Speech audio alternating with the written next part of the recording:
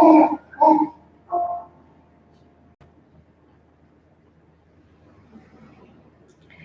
we are about to start our study today, we start with a message from the book Green Light by the Spirit André Luiz. Message entitled, Talking About Affection. It is always imperative to be careful when dealing with other people's affections. For most of the time, even for a second, they do not think it is the same way as we do. On earth, in terms of affection, the mature spirits know that for a while, nobody can in all conscience draw a line between normality and abnormality. Those who are known as a strict preacher of morals very often in issues of love find themselves in the same situation that they condemn. Anyone who hurts another people's feelings is, in fact, hurting himself. Amongst your relations, respect those who are staying together just as much as those who are separated. Avoiding remarks or commands as you do not know how it came to be. Bear in mind that your inner needs could, in fact, be very different from others. Regarding suffering because of love, and God knows where there is the fall or the victory. Never play with other people's feelings. Do not undertake commitments of affection that you will not be able to keep or do not want to keep. Love in your life will be what you make of it. According to the law that rules your destiny, you will receive back everything you have given to others.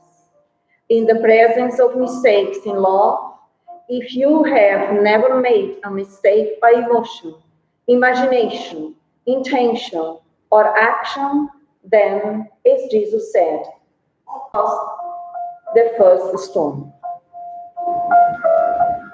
Dear God, we thank you for being here together again for the study of the Spirit's book. May we take this opportunity to reflect on life, to rectify our mistakes, to reflect on all the possibilities we still have in this reincarnation, to do good and to change everything we can already. Please help us to have an open heart and mind to make the most of our time here.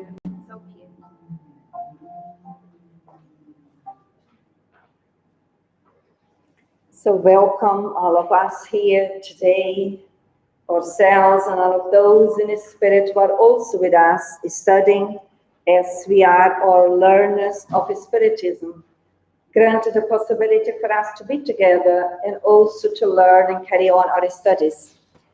We are studying the Spirit's book and continue on weekly basis, and we are on the final part, conclusion, which is the item 7, where we have finished last week.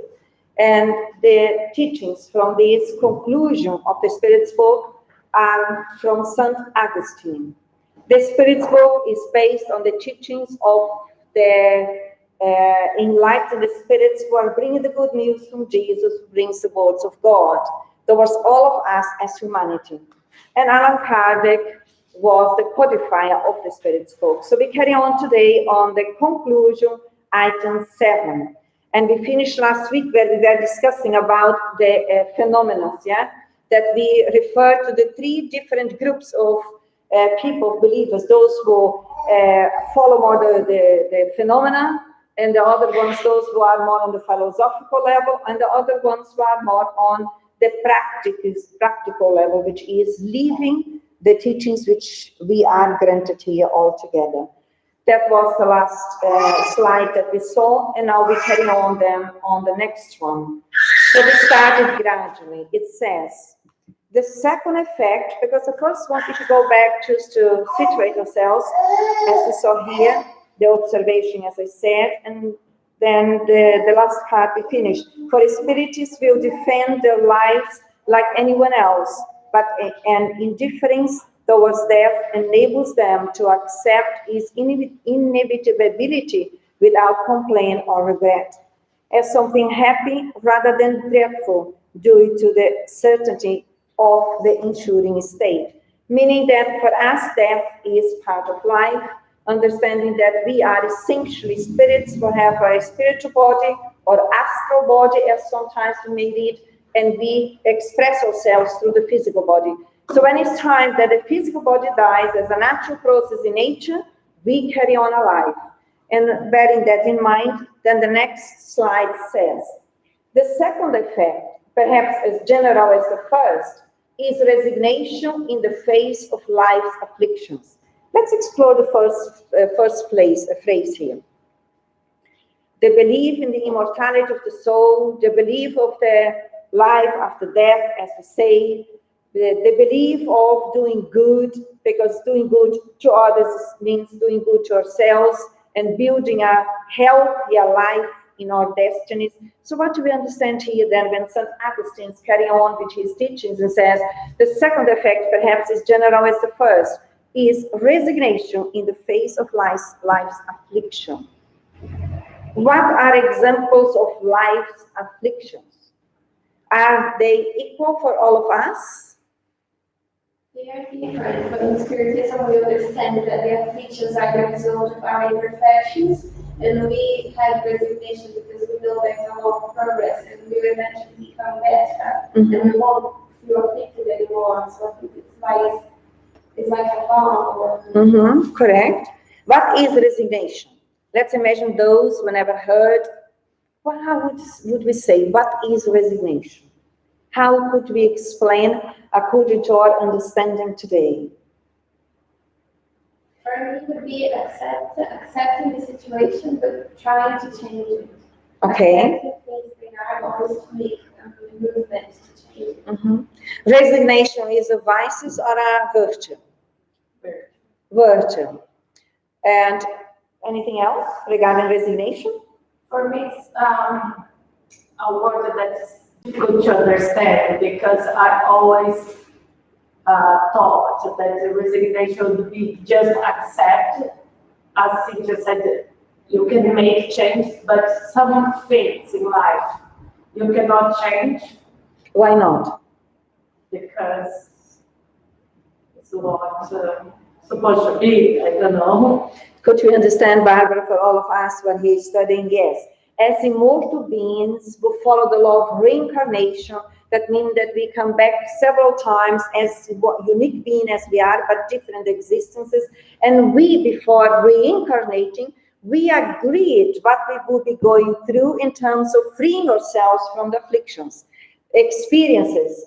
And then we come back with the program, everything is ready. But of course, there we study that on a theoretical level, and we come back to the school earth in order to practice that. And we bring on the emotional level the old responses. And then we feel sometimes the afflictions from those old references.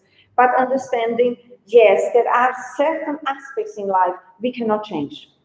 Yeah, because we asked to go through, and we asked to go through is meant for us to free us from deeper rooted afflictions. That is quite consoling what the Spiritism presents to us, and also helping us to, through self-knowledge, which is the purpose of the Spiritism too, to understand that we free ourselves from the control from the ego state of mind. Resignation is a proposal to free ourselves from the ego state of mind and connected with the self, the essence of us. Understanding that there are certain things we will do, everything what we can change according to the natural laws, not according to our egoistic state of mind. But even following the natural laws in the universe, which always promotes us freedom from afflictions, that means in one existence, I may not be able to change everything. Is that making sense? Which kind of examples that we as immortal beings may have asked, or the benefactors may have suggested to us, and we agreed that we could go through, that we cannot change here on earth, although we have the free will. Which kind of experiences could those be? Would it be right in saying sometimes illnesses? When we study Andrea Luiz, we heard through the explanations that when it is the time to go through the the project, the department of reincarnation, they really actually program on the perispirit level how the body will respond. So we come sometimes to go through in certain age or not, or since the beginning, depending on the proposal of every individual, that we go through that. And we will ask the help from the medicine, we will ask the help from any kind of therapy which is available on earth. But even that, sometimes we cannot change, because that is part of actually our own therapy of inner freedom. Any other example? What we cannot change? Ostensive mediumship, when you come programmed for that, yes, we will love to sometimes, but we will love because of our ignorance. But it's a blessing in our life. It's the same as illness. We don't like it, the pain, but it is a blessing when we look at it from a deeper, loving way. Yeah? Which other experience that we cannot change, although we have the free will? Parents. Our parents, well, yes. We have the parents, yeah. They came before us, so we come after that. So we need to learn to accept and resignate ourselves. Again, resignation is the inner flexibility to understand what is done to me, what is not, what I can, what I cannot change. Always according to the natural laws in the universe, not according to our needy references, yes? That flexibilizes our consciousness. And in that way, those experiences become, let's say, easier to bear, to go through, because the aim is to heal us from within. And another example would be the physical limitations, disabilities. From a materialistic viewpoint, we see that usually in a very negative way. But from a Spiritist perspective, we see that is a blessing, actually, that has been programmed by the superior spirits in order for us to redo our own learnings and free ourselves, because we are not a physical body, we are immortal beings. But if we come with that purpose of learning, or with that method of learning, maybe already, even those who may be preparing themselves to come back to earth, understand, doesn't matter what people on earth think, what matters is what God thinks, and God is blessing us with a new opportunity for us to redo our own destiny and move on from whatever is not helping us to light up our hearts. Any other example? Resignation in the face of life afflictions. Any other afflictions that we as immortal beings may face while we are learning on earth? Poverty, again, because we may not have the understanding from a deeper perspective, yes? Because poverty, again, if understood from the eyes of the immortality of the soul, is only a lesson, isn't it? A temporary experience, favoring what? Humbleness, resignation, simplicity. What else? Learning also to ask for help if you need, isn't it? Yeah. And then if you carry on here now, Spiritism enables us to see things from such a high that earthly life loses 3/4 of its importance, and we are no longer disturbed by its tribulations. How would we reframe it according to our own words? Why is St. Augustine telling us that Spiritism enables us to see things from a higher viewpoint? What does he mean, actually? Because we detach from the materialist point of view, so we can see things in another perspective and see that it's not so important what we have, but who we are. So that makes like ease the burden, carry on. Lifts up the burden. Apart from what you said, this also helps us to understand that actually the hardships that we may go through, and we all have those, or afflictions, challenges, we all have them. What differs is the degree of them and what is our learning in this existence. But from the Spiritism presenting the immortality of the soul, that we continue, we will not die, and all what the purpose or the objective of going through those experiences is to promote ourselves more in terms of resignation, in terms of learning to discern as an immortal being, and understanding that the physical experiences, they are quite limited because it's just a short time for us to go through. Although sometimes we may go through an illness, for instance, you may think, oh my God, my whole life. But in Immortal Beings tells us one existence, doesn't matter how long it is, it's almost like the blink of an eye, considering our immortality. And then it carries on. Hence, we have more courage in our troubles and more moderation in our desires. We also, what do we understand now here? Hence, because we see things from a broader perspective, understanding that we are under the law of cause and effect, understanding that we are here to exercise our free will according to the free will of the Creator, also to develop our internal potentials, and now we have more courage in our troubles and more moderation in our desires. How do we understand that? We find it in Spiritism to, when we are in a difficult situation, instead of looking at the causes of the problem, to look at the solution. What it is. There's nothing to do about it. We need to follow the solution to see what we can change. And moderation in our desires, whether they belong to the physical body by spirits. Here, we came in here to evolve, to educate our desires, and not just to keep life on earth as its own, our own life. Correct. Anything else? Which kind of desires may be is different for all of us, but which kind of desires do spirits who are reincarnated on earth came to overcome? Which kind of desires? Or what do we need to learn to moderate in our existences? Considering the let's say, the global vision of our existences and being on earth as learners in order to learn. So what do we came back to moderate? The desire of control. The desire of control. Jealousy. Of jealousy. To do nothing. Inertia, yes, to overcome inertia. Could be the simple ones, such as eating a lot or drinking alcohol or gossiping, or not doing nothing. Instead of just doing spending all day doing nothing, you start studying or use the time. You start to be useful. Yes. Yeah, correct. What else? Can we also moderate our sleeping time? Yes. Quite often we can change that, and surely through the evolution we will change that, because that will happen, yes. The desire of eating that someone says, the unbalanced desires on the sexual level, the unbalanced desires on the alcohol use and drugs, as was said already, because they bring great destruction towards ourselves. They deteriorate ourselves. And then it carries on, St. Augustine saying, we also have an aversion to the desire to shorten our own life, for Spiritist knowledge teaches that suicide always causes the loss of what it was intended to gain.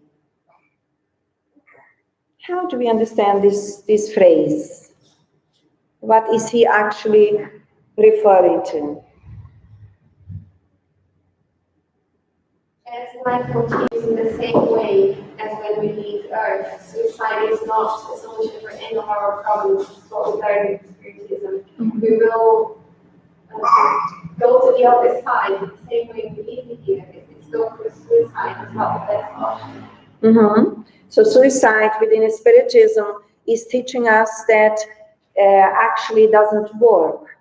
Merely because we are not a physical body, we are immortal beings. Even if we try to destroy the physical body, we keep on alive exactly as we were, psychologically and emotionally before that, as we all are immortal.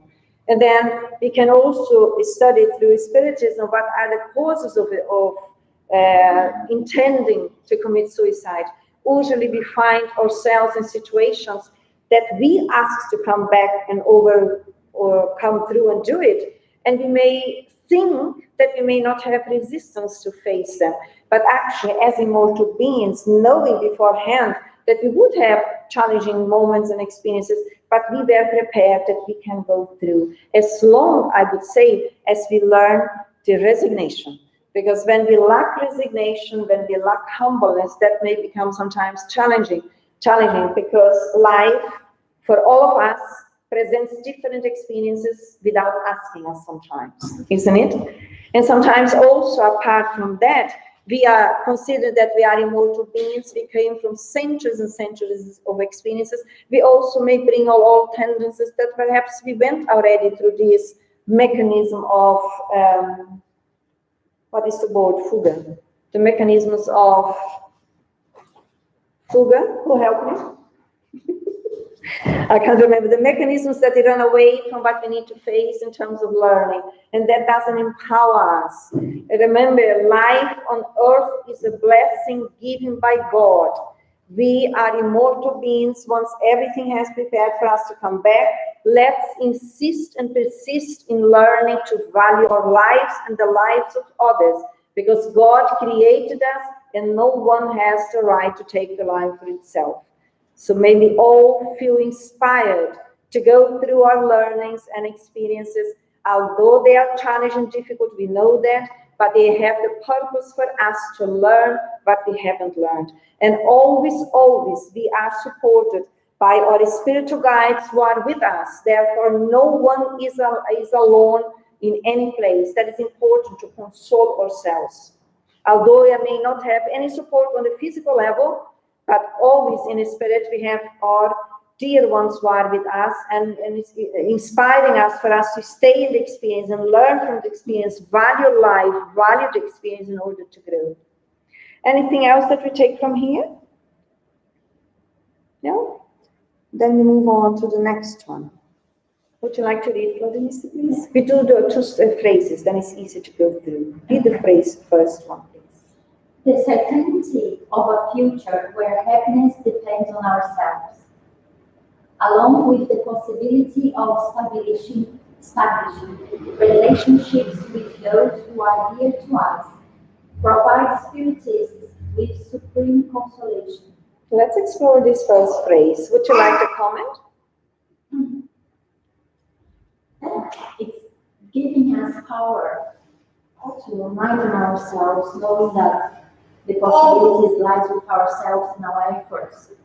Once we can take it from fate or God or others in relation to how we are or where we are, it gives us the knowledge that we can do it now or we can do it later, but we are able to do it. We have to choose.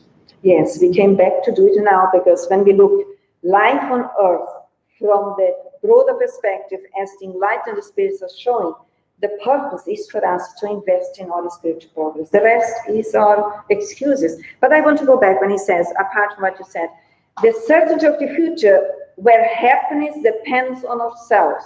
Apart from what you said, what comes to us when we read depends on ourselves? What can we read between lines? It's our responsibility to be happy. So it's our responsibility. What else? Depends on ourselves. Are we also invited to reflect about our use of free will? How we are using our faculty of freedom? Because it's indirectly referring to. And also it's stimulating our internal autonomy, or it stimulated the internal potentials. That really we stimulate those and we make the right choices. We develop the effort to go on the action level and to carry out what we came to do. And in that way, we can be, let's say, settled in relation to the future because more or less we did what we came to do. Future always seen as a positive perspective. Because even if we do things in a wrong way, we don't need to blame ourselves. That's not part of the methodology of evolution. It's about understanding, accepting the mistake, and then choose to do it differently next time around. Yeah, it's bringing to us that the happiness, the future happiness is there. It depends on me coming to it or not. So if I make the effort, then it's certain. It's not a maybe or, maybe I get there, maybe there is a happiness or not. It's not, it's certain. The future of happiness is a certainty we have. So it just depends on me to come to it, Yes. come to terms with it, with myself, in order to achieve that. It's not like it's a baby. No, it's true. When, as we carry on this study, we find out by the teachings of the Enlightened Spirits that we were programmed to do things right, to have victory over ourselves. That everyone, all of them said that to us. You have been programmed, everything has been organized for you to conquer the victory over yourself. So it's really helping us to lift ourselves when we may be a bit down, or I cannot do it, it will not be possible, to break through the negativity and use the psychic energy in relation to invest in ourselves. And that's quite consoling. And also what he says here, because previously we finished with the suicide, and then he says, depends on yourself, along with the possibility of establishing relationships with those who are dear to us. What do we understand by that? For us as incarnated. The consolation to meet again the Lord because we need, because even reincarnated, we may feel this missing of someone or something, and knowing that we're going to be together again, or those that we parted from throughout the life now, throughout this existence. So a consolation in this way, because we know it's not lost, it's not gone somewhere, although we may not see it now, but we know it's with us, and we will see, we will be together again. Even if we feel struggling in undergoing our own experiences, but having the certainty of the future gives us hope and consolation, knowing that it's transitory, it's temporary, and even if I now may go through challenging moments, but after, when we free from the physical body in a natural way, then we will feel much better, rewarded. Then he carries on here. Our horizons are widened to infinity by our constant vision of the life beyond the grave, a life whose deepest mysteries we are allowed to probe. What do we understand through this phase? By our constant vision of life beyond the grave. What is St. Augustine trying to teach to humanity? For me, come to my mind that we are, it's not an end for nothing, so it's infinity. So we have a lot to live here or elsewhere, but take out this thinking that things gonna end, and that's not only consoling, but make us to want to be happy, to want to do more. So for me, it's what comes to my mind. It's almost like expanded inner strength to stimulate us. Is that what you're saying? Yes. To promote ourselves. Yeah. What else? Is it easy for us to think and reflect about life beyond the grave? Yeah, for me it's an invitation to have this constant in my conscience, that the life, what it comes, what is there beyond the grave, because we can see this in our daily life, throughout the days we live. If we pay attention, we can notice the interaction within the spirit world and here, because it's so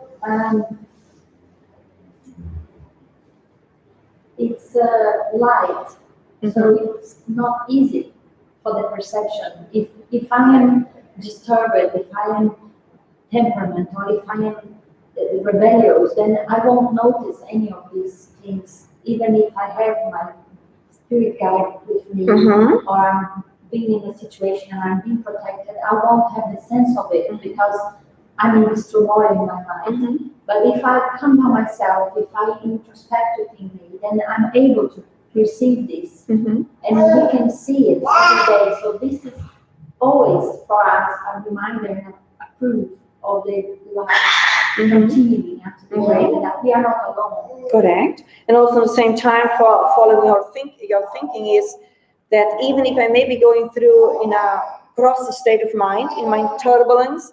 But as soon as I choose to become more resignated, as we saw in the previous slide, and remodulate myself, in that way we are deconditioned from the old system. We elaborate our thinking, our thoughts, our belief systems in a healthier way, then we also open up and are more receptive, or more perceptive, or more sensitive in relation to perceiving our spiritual guides, or spiritual friends that we all have. That's quite consoling, because on the physical level, sometimes we may think we are alone, but that is not right. It's not correct, because all of us in any situation, our spiritual guides, they always are with us. And especially when we are in the route of promoting ourselves ethically, that is the easiest way that they always are there in helping us. Or when we are facing challenging situations, but we choose to resignate ourselves and choose to learn from that, that also helps us to become closer with our spiritual guides. Having that clear to our minds help us to perceive the situation, perceive the feelings arising, perceive what is happening, but not engage with it. And choose to stay within the elevated so that surround us for guiding and helping us, as you say. If we are firm in the purpose of doing that, then we can gather strength from this moment, from them. And although we may perceive turbulence, then we don't engage with it. It is the internal independence that we develop, and they already conquered, and we are now invited to do the same. Because we are on Earth, is a planet of trials and expiations. How can we expect that everything is peaceful? It's just not so. But we are not blocked or inhibited to develop our inner peace. That depends on us. And as long as we are in struggling situations and we choose to become independent from our own shadows, sustaining us through the references of light, then we are less affected and less disturbed by the external disturbances which we don't have control of. Is that making sense? Any doubt? No? Where did I finish here? The last one is missing, yeah? And then it says, the third effect is that of encouraging tolerance for other shortcomings. What are we learning here by St. Augustine? For me, it makes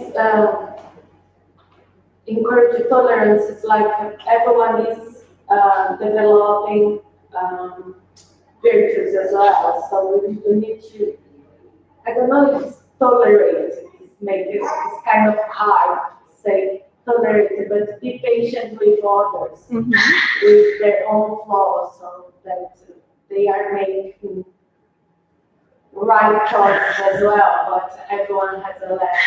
Okay, why are we invited to be tolerate or tolerate others' shortcomings? Apart from what you said, Barbara. We might make the same. Because we may have the same or even worse.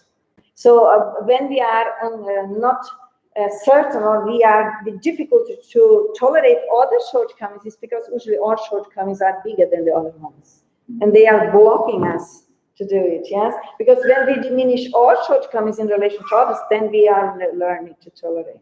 Yes, but when ours are bigger, even if they are unconscious, we have difficulty to tolerate and to still respect others in that way. Sorry? What do you mean, giving them a piece of your mind?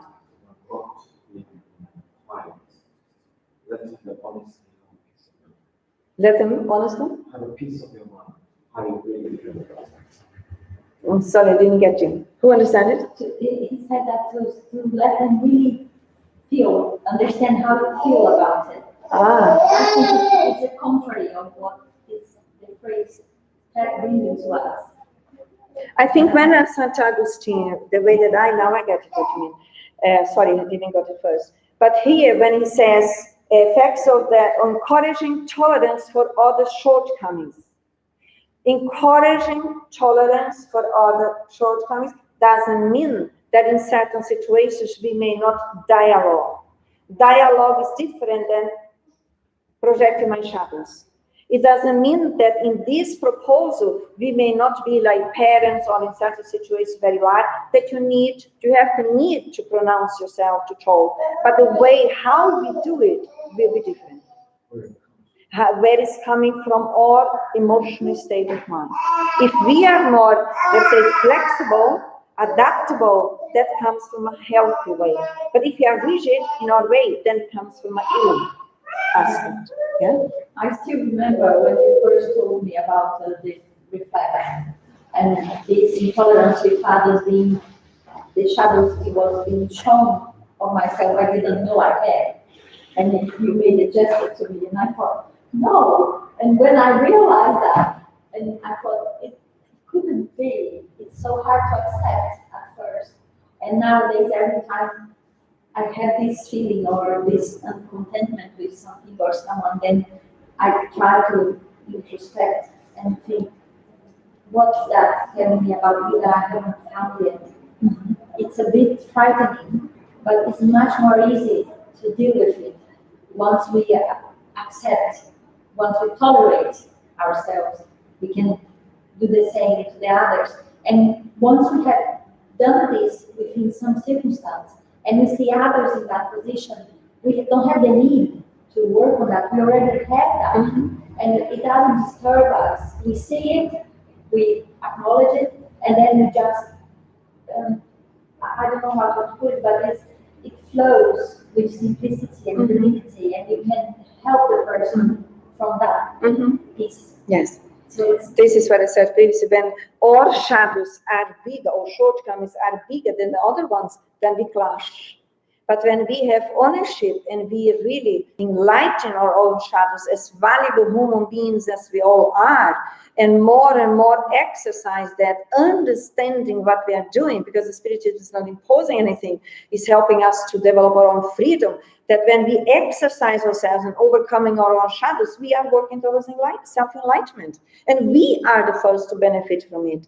If we learn to be tolerant towards other people's shortcomings, the first to benefit is ourselves. The first will be more peaceful in our mind, in our heart, in our system, will be us. Because learning to be tolerant towards other shortcomings doesn't mean that when we take this initiative as an internal proposal, that the other will be doing that. Yeah? And that again, if the ego is very strong, we may start to do some small exercises of tolerance, and if the other doesn't respond, we give up. No, we need to carry on exercising. Because otherwise we have wrong intentions.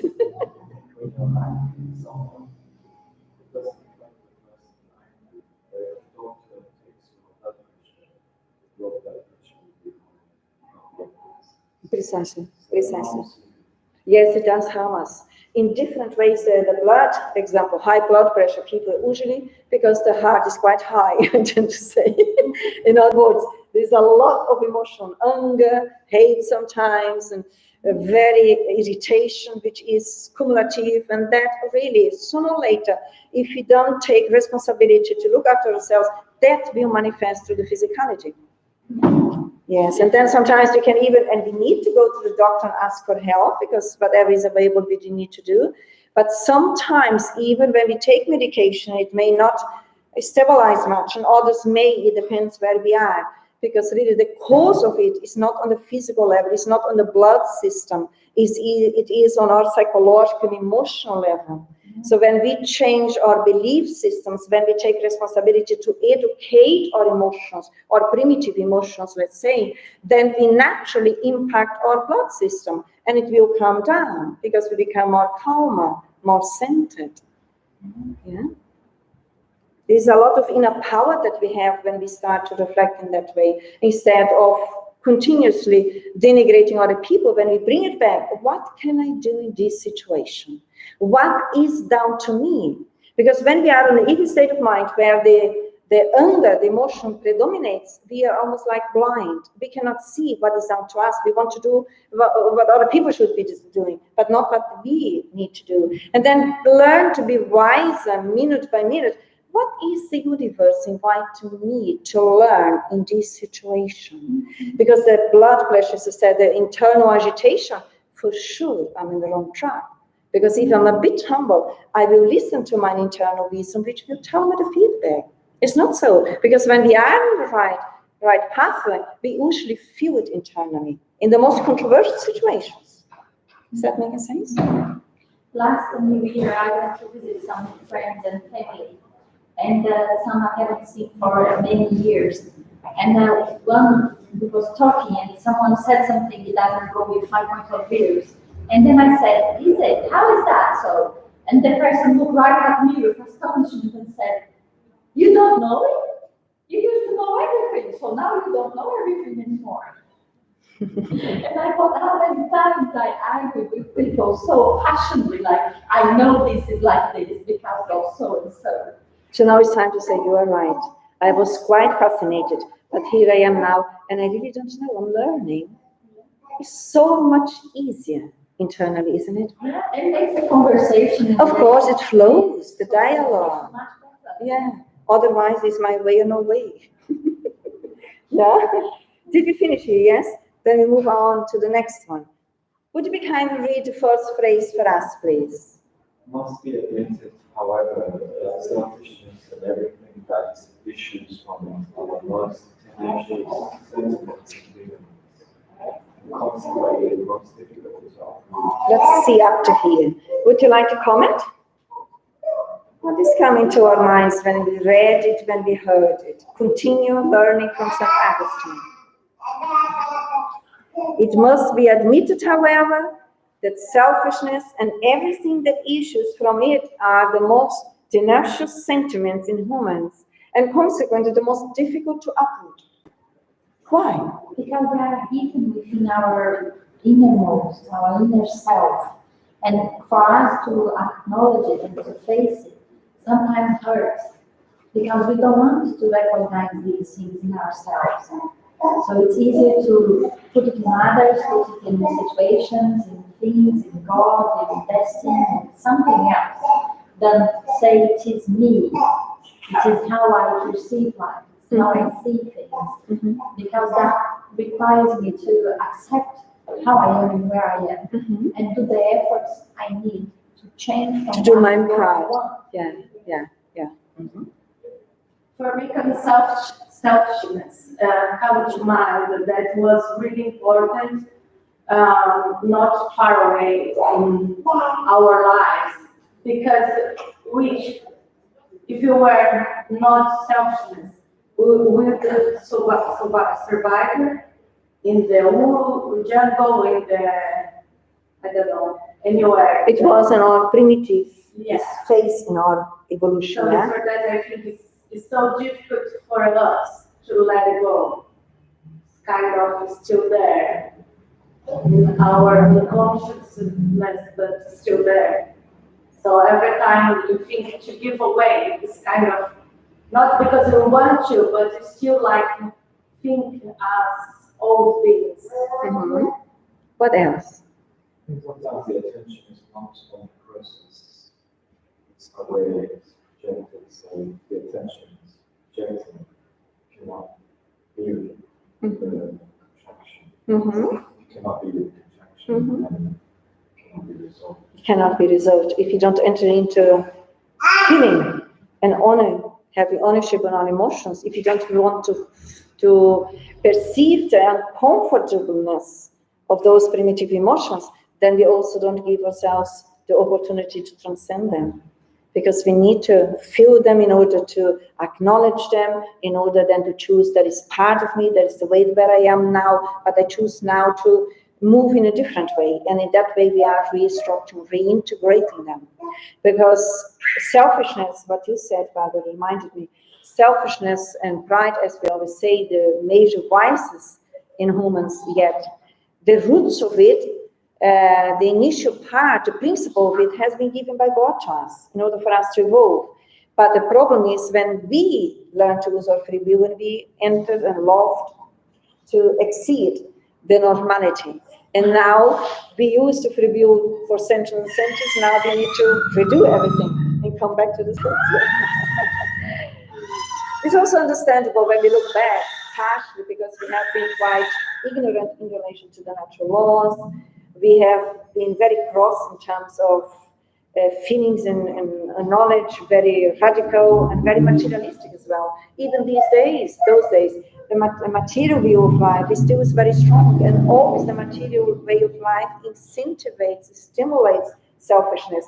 But now we are in a stage when we are studying with the superior spirits who help us to understand we are here exactly because we also bring those tendencies within. Otherwise, we wouldn't be on earth, which is still a very materialistic school, let's say, for learning. For us to diminish the selfishness and pride, diminish the values of materialistic living, and in that way, in contact, making new choices, which helps us to evolve in our thinking, our feelings, in our way of being. It's not we're taught to think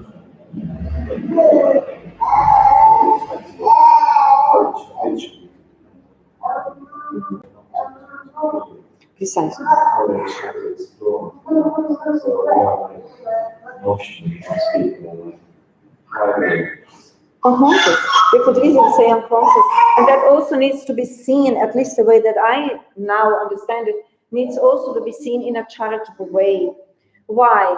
Because really throughout the century, our education system, either at home, in the school, in the community, was always focusing outside. Even in the religious system, it was never inside. And now, as we inquire ourselves, we are coming back with those models. But here we are now, and Spiritism is very strong in that way, to help us now not to look outside, but look within. Because we need to learn to understand, to decodify the words, to make sense of us, and especially to connect with our emotional dimension. It's almost like in the old days, where selfishness, pride, and vanity predominated. Looking within and acknowledging our emotional dimension would be weakness. Even these days, a lot of people say, "Man, don't cry. You're weak. That's a woman thing." Did you hear that? So now we are learning gradually. Men and women are spirits who temporarily come through a physical body, or a male or a female. But we all are essentially emotional beings.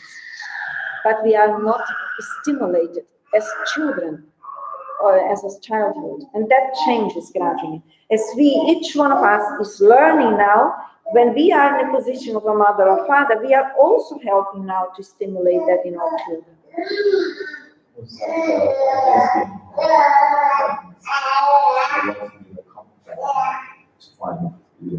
She wants to explore them.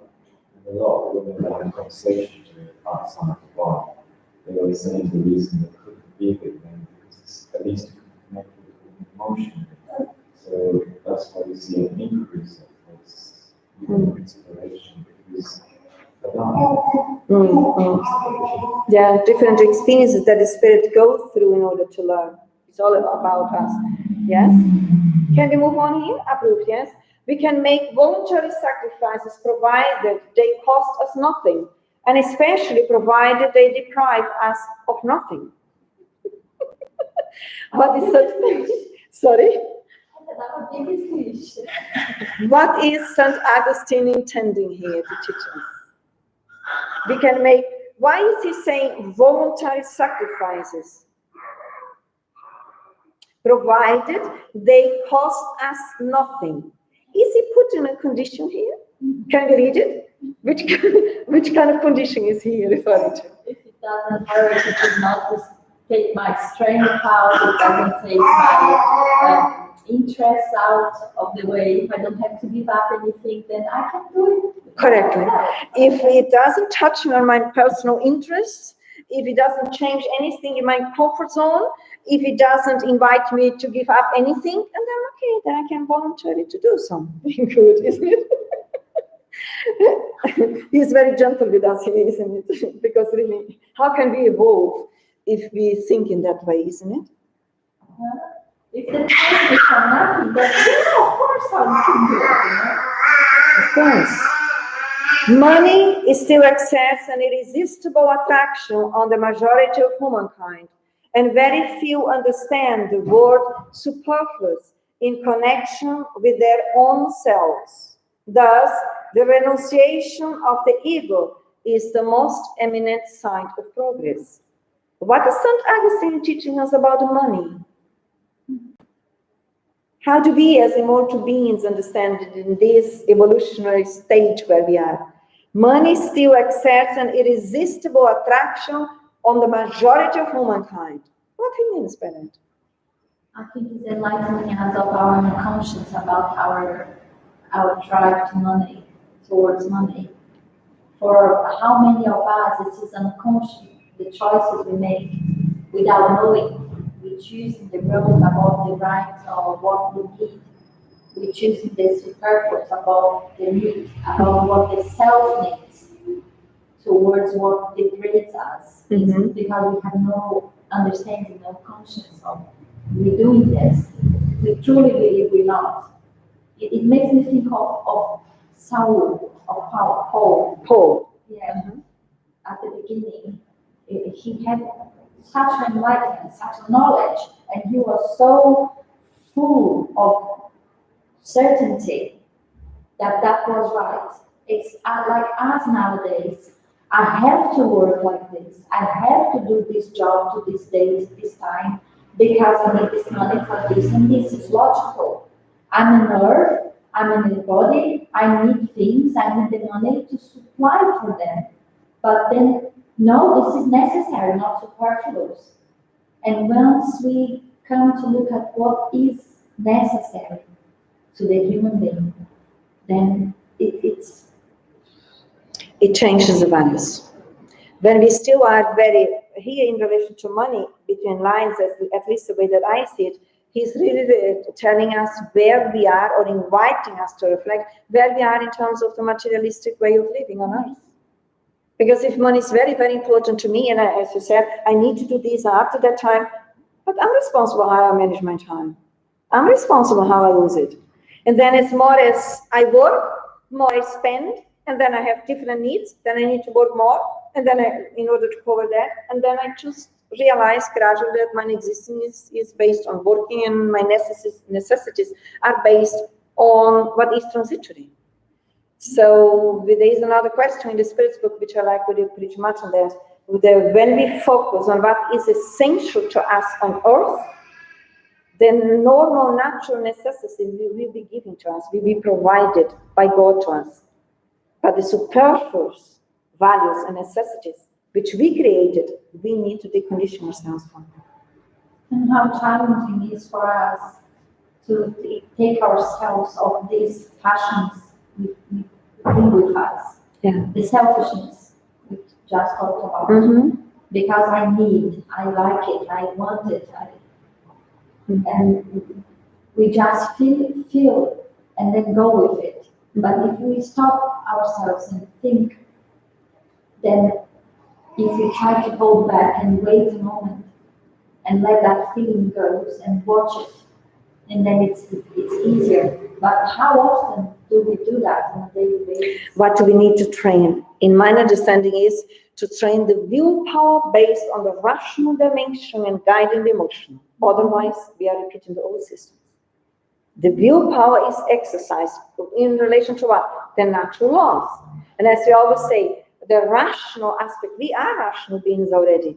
But the way that we train our rationality is based on physicality, on the materialistic transitory things. Now we need to be aware of those belief systems and choose freely to train our willpower in relation to the natural laws in the universe. And in that way, we are developing a rational aspect according to the order in the universe. And therefore, all the emotions will be guiding, because we are not enslaved by them. They will be guided by the, let's say, the adult part of us, the rational mind. Yes? For our culture, principally for Brazilian community, so many times I hear, oh, but people do much more than this. I'm just doing this, so it's okay. Really? Because others do much more, and I'm doing just a little bit wrong, knowingly, it's okay to do it. Why? We still have the excuses in our illusions. We are one really better than the other who does really bad things, yes? I wonder if we would be in the right position that no one is looking at us. Then we sometimes are different beings. But again, we will overcome our internal limitations. Thus, the renunciation of the ego is the most eminent sign of progress. Evidences that we have that we can notice the renunciation of the ego. Because St. Augustine is telling us that is the most eminent proof of spiritual, psychological, and emotional progress. But which kind of experiences may evidence the renunciation of the ego for us who are in the flesh? I think it starts step by step, because if you think bigger, it's only few people that we can say renunciation of ego. But if you think in a discussion, you have all the facts and you say, oh, I'm not going to discuss because it's not because I know more, but because I know the level of the others and I don't want to make a trick. So I think in that case, if you're right, calm down your ego and let it go is a big step. Mm-hmm. And respect, be educated with others. It's small things you do through your day. It don't need to be Mother Teresa de Calcutta or something like that. You can do small steps. Another example of renunciation of the ego, which is the most eminent sign of progress. If you don't remember about ourselves, about others then. Sorry? Take responsibility for what I feel, even if I might explode with anger. But taking responsibility, having ownership, I'm already renunciating my ego. Because I bring the focus back. In order to bring the responsibility, you need to bring the focus back. That is the other side. And another side is if other people are aggressive to us and we choose not to show the other face.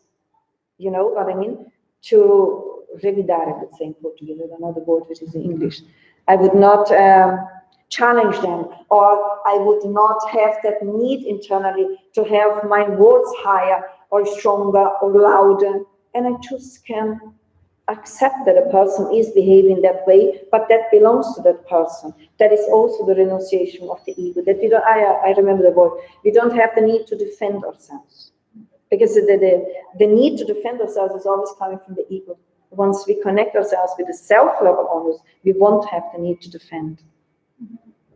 Cynthia, you look strange.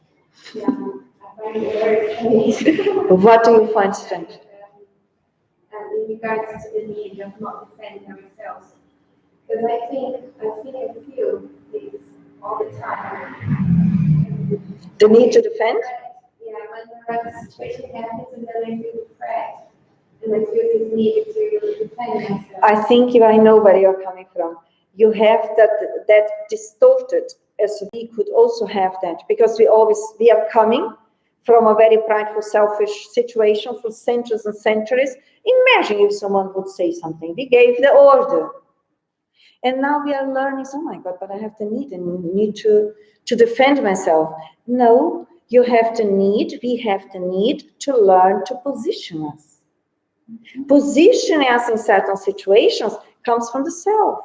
That we have the need. But defend ourselves from the ego state of mind, not. But position ourselves is developing assertiveness, which is the opposite of aggressiveness. Is that making sense? Can you do an example? Give an example, Cynthia.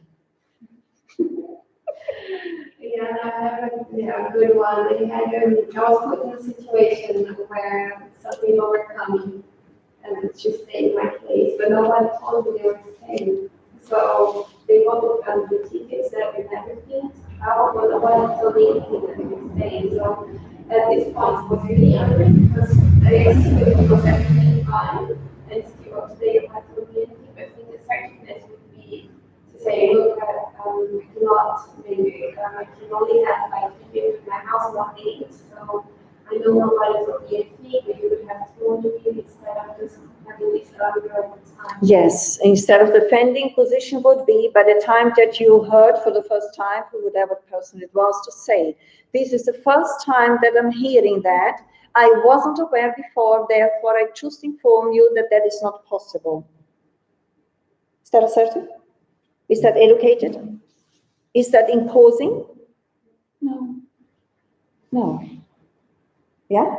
You? There is also space for natural influence. something unexpected happens, there is going to be a response from your body that is natural, because it cannot expect it, but to be aware of the response and then move from there. So it's not, you can never say you'll never have that response. You know, we have the feelings, but we don't act on them. We are in charge of them, because truth, responsibility, and self-awareness, breathe in, breathe through, allow the other, the rational, really to train the willpower from the rational level on in relation to the natural laws and guide the force of the emotion. So instead of me being defensive, oh my God, what they are thinking, they didn't ask me, blah, blah, blah, blah, blah, blah, and go on in that way. And then I'm going against myself. I'm disempowering myself in that way. Then immediately you center, well, here's the universe asking me to promote myself, to be assertive. And when we center back, because we are in charge of the emotion, the tone of voice will also come out more balanced. Well, let me just come in here. It's the first time that I'm hearing what you're saying. I wasn't aware of that. So I take the opportunity now to inform that is not possible. We don't have time. We put on here for sure. Of course, I can feel it. I can feel it. But the time is coming to the end today. We carry on next week. So we're coming to the end of our study today.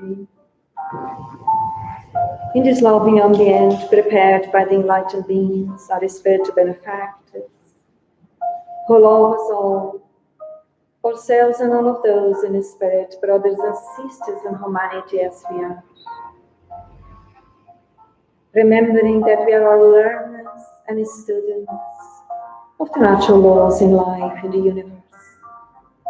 Granted with this unique and special opportunity that we freely and spontaneously choose to be, to join, and to learn from, so that we can invest in our internal renewal in a loving, dedicated way, and yet sometimes firm way, asking that the enlightened spirits may bless us all, and may we always believe in our possibility to renew ourselves, in our possibility to change for better, as we are essentially beings of light and love. May we all learn to appreciate and value life as it has been given by God, the Father and Creator of everything and everyone, who loves us all the time in any situation. So with our hearts full of joy and gratitude, we finish our study today. So good.